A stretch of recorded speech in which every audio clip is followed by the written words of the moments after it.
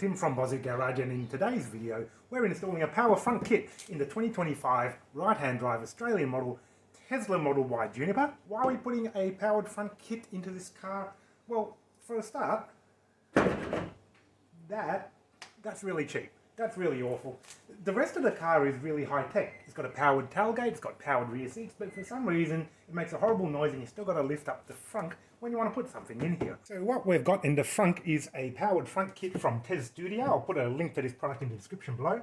We've also got a bunch of tools which I think we're going to need for the installation. Screwdrivers, we've got a ratchet set, we've got a pry tool, we've got also standard ratchet set. In the box, what we've got here from Tesstudio should be everything that you need for the installation. We've got some instructions which you can also download. We've got the powered gas struts, one for the left and the right hand sides. We've got a control box, we've got a latch closing kit for the front, we've got wiring. You've got everything that you need. So what we're going to do now is we're going to remove all the plastic trims from the front. We're going to replace the manual struts with the powered struts on either side. We're going to install the latch kit to pull the front shut. And then we're going to run all the wiring and get everything all hooked up. We'll also see how well the kit works using our app to open and close the frunk. First thing that we're going to do actually is make sure that we've turned the car off. We go into the safety menu there from the main screen, and at the very bottom, power off. Just hit that, power the car off. Now to remove all the plastics in the car, we're going to start with a plastic pry tool. This entire upper panel there is just held on by pop clips, so all you got to do is get that underneath, give it a little twist, do that all the way around. You can even just use your hands, and we'll take that off.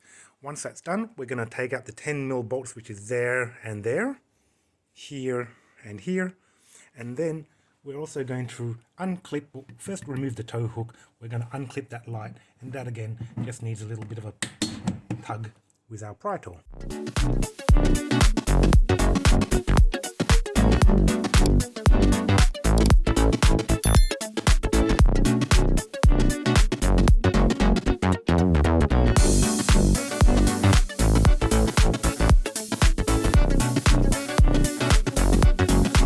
Removing the frunk interior tub doesn't take long, a minute or two if you know where all the bolts are. Now, with the interior plastic out of the way, we can actually see where we need to get to.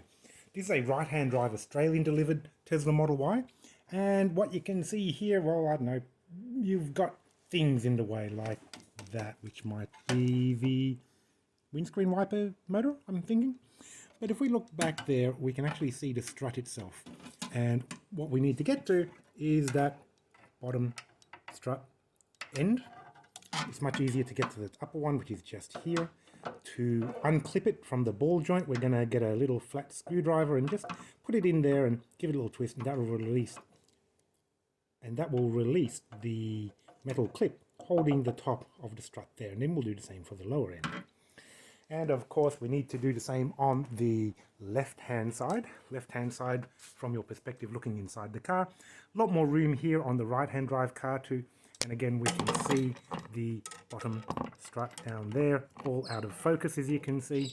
We're going to replace both those struts with the powered strut. Once both the struts have been replaced, we're going to pay some attention here to the front latch. There is an extra addition provided within the kit that will attach on top of the factory latch, and that will allow the frunk to be pulled down and closed properly. We'll then intercept a few cables. We've got a power connector there. That is the connector that goes to the emergency release within the car. This one here, that is for the factory release mechanism. We'll tap a wire into that too. We shouldn't have to cut anything. The kit comes with all the harnesses to simply plug in between all the existing connectors there. So what I've got here is a temporary support strut just to hold the frunk, hold the frunk up while we're removing this little gas strut here. We're going to start with the most complicated one because this one has got no room to work in. To remove the frunk, get yourself a flat screwdriver, and if you position it correctly on just within here, now can you see how the clip moves when I turn the screwdriver? Turn that enough and then that will pop straight out of the upper ball joint. Out you come. I'll have to do it two-handed. So what you can see here is that I've removed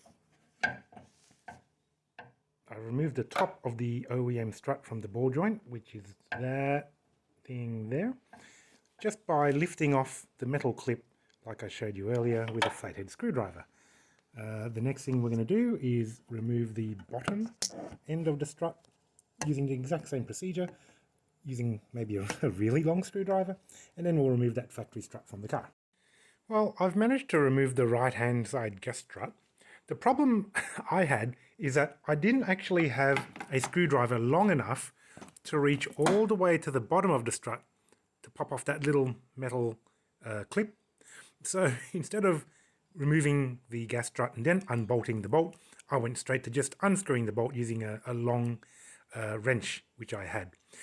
Kind of complicated here on the right-hand drive model because we've got the steering column in the way, because we've got the wiper motor in the way. You can get a hand under here all the way through down to the bottom. I've got big chunky fat hands, so get yourself someone with little skinny delicate fine hands and arms and it'll be a much easier job to remove that. However, with that out of the way, the next thing that we do is that we need to install the provided bracket, which is this one here. As you can see, right hand side, arrow going up, it goes down into that area there, and this bolt here, that is going to go in the place of the original bolt. And then once that's in place, the new powered strut, the lower end of it, is going to attach to that ball joint down there.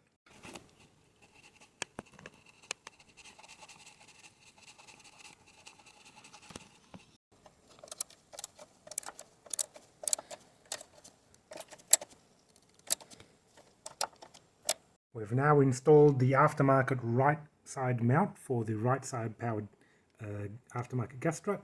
We can see the ball joint there where the new strut's going to mount to, and it is attached to the car body with a provided screw that goes into the original ball joint that was there. When you install the new gas strut, make sure that the part with the wires goes to the bottom. 7:59 a.m. Well, it's another day and we're working back on the Model Y Frunk install. We spent actually quite a lot of time trying to get out that front right gas strut because it was in a really inaccessible position. So the one on the front left on this right-hand drive Model Y Juniper, way easier to get to. There's heaps of room, there's no obstructions to get a hand right up under there to change the gas strut out. 10 seconds later. Okay, the front left gas strut is out. That took no time at all, like a couple of minutes. I swear the other one took me like an hour or so because it was really hard to access it. Now that's out of the way, we're going to insert the left custom bracket. There's the hex screw bolt thing that goes in the original bolt hole, and a little, I think what's that, HW5 number 5 sort of Allen key hex thing to get it into place.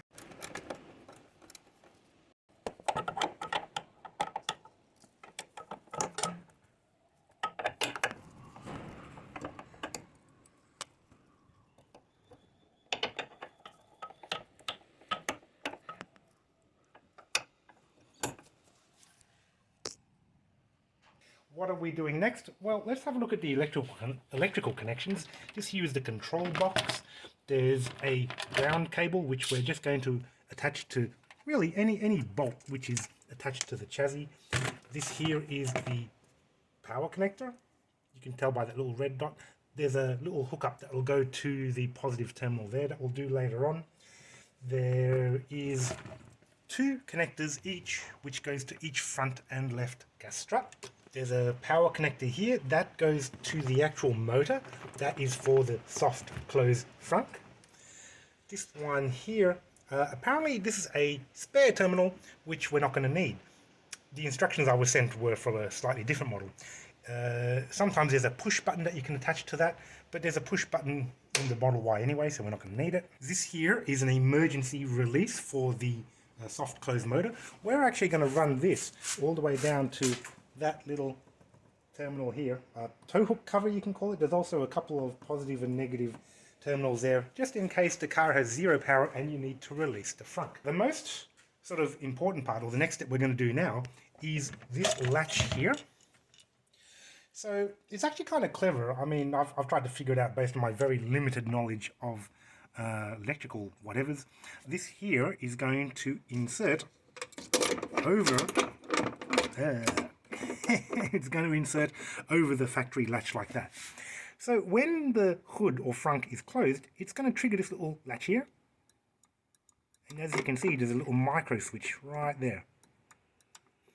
So once the frunk is closed a little bit, it'll send a signal to the main unit saying, oh, we better activate the soft close, and then the latch is going to be pulled down. How is it going to be pulled down? You see that ball joint here? When the front trigger is activated like that, that's going to go zip, and it's going to suck shut the frunk. Clever stuff. And of course there's a connection there which runs back to the main control unit. What we've done here, like many other YouTube videos have done, put a bit of blue tape. Doesn't have to be blue, I guess.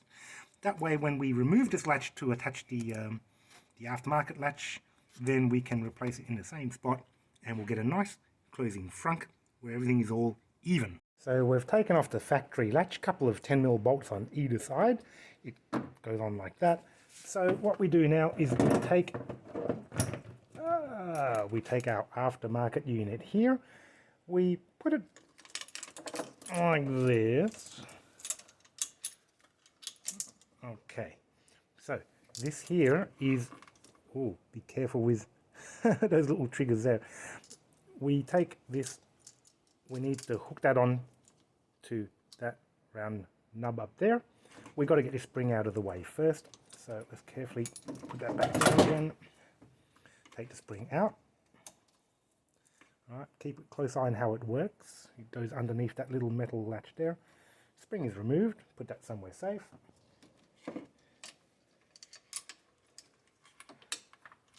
We take our aftermarket latch. This is going to pull the frunk shut, don't forget. And we hook that under there like that. Oh, did you hear that? I have the car off, but now the car thinks that the frunk is actually shut. And it's making all these noises. Yeah, that's fine, whatever. Let's put the spring back in.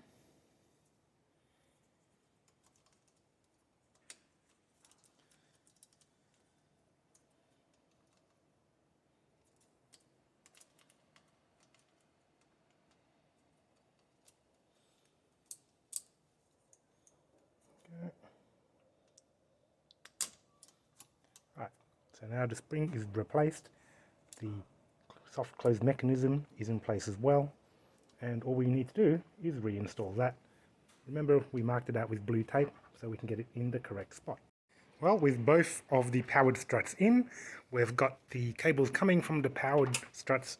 Where's the other one? It's somewhere in there. The next thing to do is make sure that we install the emergency release for the car. Just give this a little push and that should pop out. It should pop out. Okay, I cheated. I reached in from behind just to push that out. There's a little clip here which you can probably pry open with a little plastic pry tool or something. But what you can see here, not only is that the tow hook screw there, so if your car really breaks down, they need to tow it, that's where they're going to screw in a big steel hook. You've also got a positive and negative wire that gives you access to an emergency sort of backup. In case you can't open the frunk and you need to, you can power it from there. So if we look carefully, we can see, oh, trust me, when you get around to it, you can actually see the whole, oh, there it is. All right, okay. So we're just going to feed that through there and out to the front. Okay. And then we're going to secure it to the cover using a little zip tie. So what happens is, if for whatever reason the motor that sucks the frunk down gets stuck, you can yank on this and that will release the motor so it won't be pulling down the frunk. Okay, with all the wiring essentially complete, we're going to test it before we put all the parts back in. We've got the powered strut there, we've got the powered strut there. Each of the powered struts are hooked up to the control unit by these cables. We've put the intercept cable between the latch mechanism here, and that's plugged in on both ends. This is our aftermarket trigger, and that's plugged in there. The original latch connection is back as well. I've also reconnected this because we're going to shut the hood or the frunk using that button in a moment, I hope. This is the connection to the motor, which I've tucked down there for the time being. We've got the ground secured to a bolt there. All I've got to do now is plug in the red wire, which gives power to the unit, and then we're going to test this.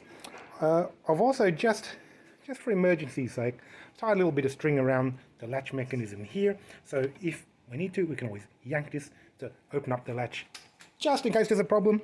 I don't believe there'll be a problem, but, you know, be prepared, right?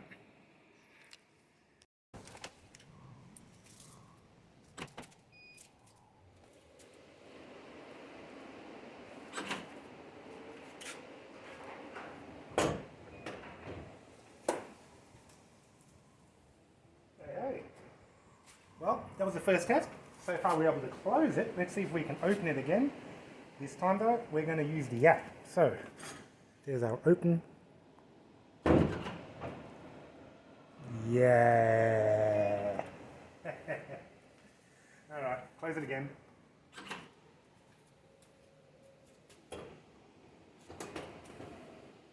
Oh, not bad. The only thing I think we need to do though is adjust the latch position. I think it's a fraction low on one side.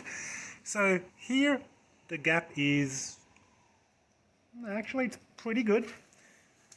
When we go around to here, yeah, maybe a little bit too low there. So I'm going to adjust the hood. Simply need to back off the 10mm socket and just raise it a little bit on this right hand side there. Ah, that's cool. What I've done now is tidied up the wiring a little bit. The wiring that goes to the powered frunk, just tuck it around there, secured under there. Same with the wiring to the other side, powered frunk.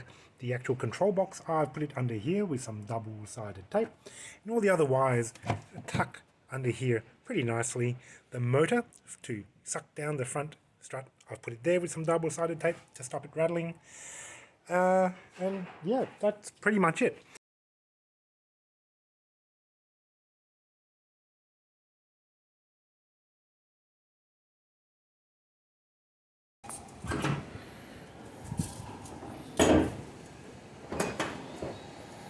So that's my installation video for the Teststudio's Model Y Juniper Power Frunk installation. Was it difficult? The hardest part was getting out the front right gas strut because it's really tight in there and I had to use a variety of tools to get it done. If you've got skinnier arms than me, you probably have a bit of time with it. If you have a left-hand drive car, maybe it's a little bit easier too. Front left gas strut though, very simple. The wiring, yeah, no problem. The wiring harness, every connector has only one other connector that it can plug into, pretty straightforward, and the only factory plug that you have to tap into is the power latch at the very front of the car. I do love how that you can control the opening and the closing just from the app. Look at that. Maybe you can set up a voice command so you can say, hey, whatever, open my frunk, and there it'll go for you. Really simple. You can also do it from your touchscreen as well, and if you have an Apple Watch, one of those too. If you wanted to pick up this unit, have a look in the description below. I'll put a link to it, as well as all the tools, which I found very useful for installing this product. And if you have any troubles, please leave a comment in the comments below as well. If there's any other products that you want me to review, please let me know what they'll be, and I'll try and get an installation video done. And otherwise, like, comment, subscribe, and I will see you in the next video.